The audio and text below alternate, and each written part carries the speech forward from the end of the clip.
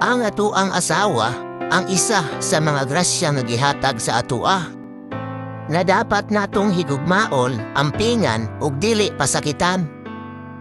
Tan-awa ra gud, sige ra kag ilis, naa kay tagalaba, naa pa kay tagaplantsa. Pag uli nimo gikan sa trabaho, naa kay tagaluto, naa kay tagalimpyo og balay.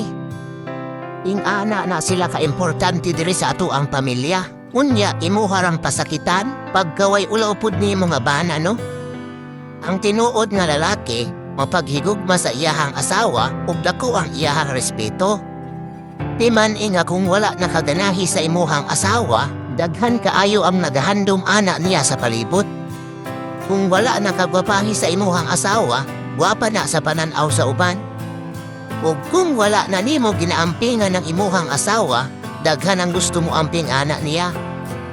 Maong bless kaayo ka na sa imuha siya nitugpa, ug ikaw ang gipili niya.